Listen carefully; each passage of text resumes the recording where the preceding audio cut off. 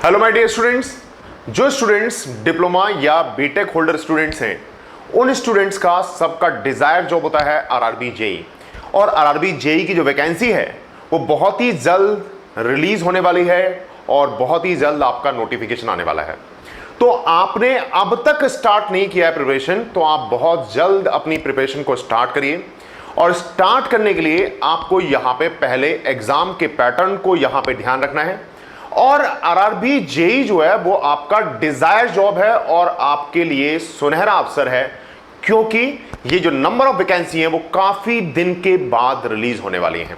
और अगर हम यहां पे देखें तो हमारा एग्जाम पैटर्न क्या होता है, तो हम यहां पे एग्जाम पैटर्न के बारे में बात करें तो सीबीटी 1 जो होगा, इस सीबीटी 1 में जो हमारे पास नंबर ऑफ क्वेश्चंस रहते हैं वो 100 क्वेश्चंस और 90 मिनट्स। इस 90 मिनट्स में आपको क्या करना है, general intelligence and reasoning 25 questions, and the mathematics is 30 questions, और यहां पे general awareness 15 questions and general science is 30 questions. और ईच क्वेश्चन 1 मार्क का होगा। यहां पे जो टाइम इंटरवल दिया गया है, स्लॉट दिया गया है, वो 90 मिनट्स हैं और 100 क्वेश्चंस हैं।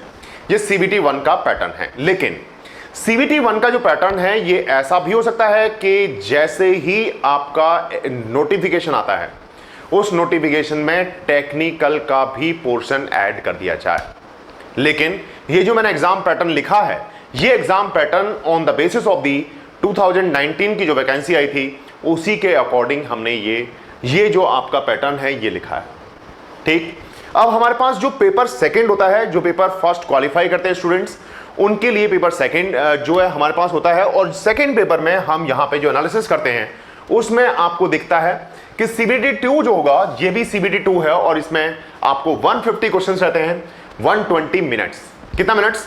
120 मिनट्स, 150 क्वेश्चंस। और इसमें टेक्निकल के जो क्वेश्चंस रहते हैं वो रहते हैं आपके पास 100 क्वेश्चंस, और जो जनरल अवेयरनेस के क्वेश्चंस हैं वो 15, और यहां पे जो basics of environment and pollution है इसके 10 क्वेश्चंस, और जो कंप्यूटर एप्लीकेशन है इसके 10 क्वेश्चंस, और यहां पे फिजिक्स एंड केमिस्ट्री के 15 questions. In total number of questions को देखें तो पहले जो मार्क्स है वो प्रत्येक क्वेश्चन का 1 मार्क्स आपको दिया जाता है, और इसके बेसिस पे आपका जो है वो सिलेक्शन श्योर होता है। लेकिन इस प्रिपरेशन को कैसे करें, तो हमने यहां पे कहा कि सर हम जब भी प्रिपरेशन कोई भी स्टार्ट करते हैं तो प्रिपरेशन स्टार्ट करने से पहले आपको यह ध्यान रखना है कि जब भी हम प्रिपरेशन स्टार्ट करें सबसे पहले आप उसके सिलेबस को देखें। सिलेबस को देखने के बाद आप क्या करेंगे, उस सिलेबस को देखने के बाद आप जो है उसके बकेट्स बनाएं। कि जैसे फॉर एग्जांपल मैंने फिजिक्स तैयार किया तो फिजिक्स का एक बकेट बना लिया कि मैंने फिजिक्स को तैयार कर लिया है, इसके जितने क्वेश्चंस हैं वो कर लिए हैं, तो मेरा फिजिक्स जो है वो तैयार हो चुका है। ऐसे बकेट्स बनाएं, छोटे छोटे बकेट्स बनाएं, छोटे छोटे टारगेट रखें, तब आपका जो मेन आपका जो अचीवमेंट है वो प्राप्त होगा। क्यों ऐसा क्यों होगा, अचीव क्यों करेंगे, अपनी सक्सेस को आप अचीव क्यों करेंगे? क्योंकि आप देखेंगे कि जब आपका एग्जाम होता है तो छोटे छोटे बकेट्स आप बनाएंगे तो डेफिनेटली आपको वो बहुत हेल्पफुल करेंगे एट द लास्ट टाइम। क्योंकि हम जब भी टारगेट लेते हैं तो आप अगर ज्यादा लंबा टारगेट लेंगे तो डेफिनेटली वो थोड़ा सा आपको यहां पे प्रॉब्लम कर सकता है। लेकिन छोटे छोटे टारगेट बनाए पेन तो डेफिनेटली आपका एक दिन सक्सेस श्योर होगा। इसलिए मैंने यहां पे लिखा है कि बकेट वाइज स्टडी करना है। आप सब्जेक्ट वाइज जो है वो स्टडी करें कि सब्जेक्ट हमारे पास कौन सा तैयार है, किसमें कितना टाइम लग रहा है, कितना टाइम कंज्यूमिंग है, कितने मार्क्स का आता है, ज्यादा इंपॉर्टेंट है, कम इंपॉर्टेंट है। ये सारे सब्जेक्ट जो है वो पिछले वाले पेपर्स जो हुए हैं उसकी एनालिसिस को देख के आप कर सकते हैं।